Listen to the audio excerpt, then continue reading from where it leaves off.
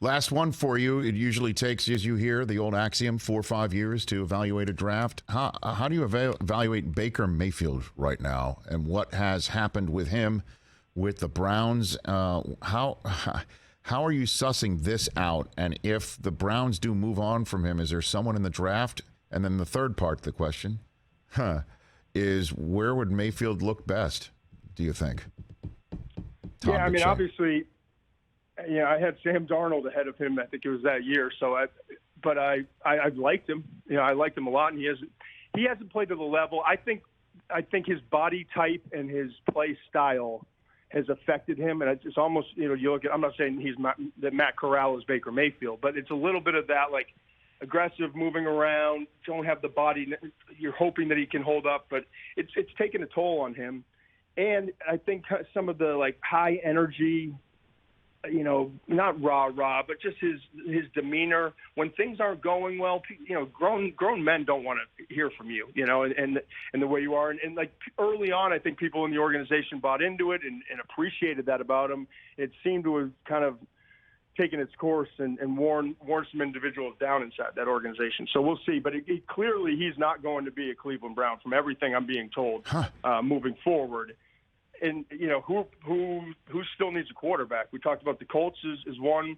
The Panthers is another one. New Orleans getting Deshaun Watson? Really seems to have come down to 4 teams. But I'm starting to hear more whispers and kind of, indications that New Orleans is the place that Deshaun wants to go. So that's the biggest domino that has to fall in all of this with the quarterbacks. But certainly the Colts is an organization that you would look at, and the Carolina Panthers. Everyone's kind of in this holding pattern.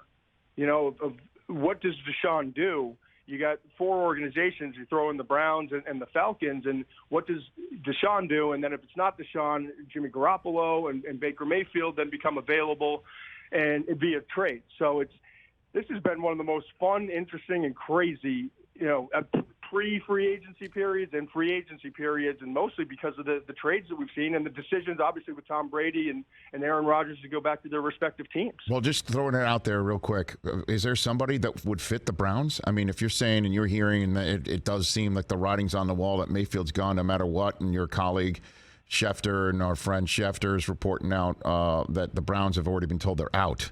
So, oh, really? Yeah. Uh-huh.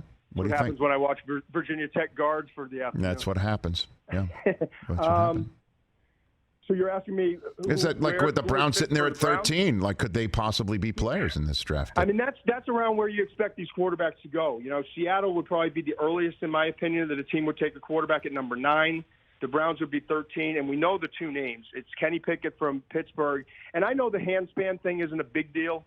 It's not like it doesn't define a player, but if you're playing in Cleveland. And rain and winds are affecting a quarterback. And everyone says, well, he played at Pittsburgh. Yeah, but in the second half against North Carolina, he struggled in the rain. On the Wednesday practice at the Senior Bowl, he struggled mightily in the rain. And no quarterback was affected more out of the 6 quarterbacks there.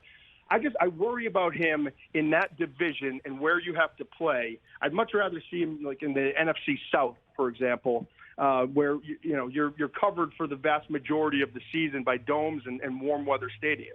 Hey, you watched all the way to the end. Thanks for that. Watch more right here.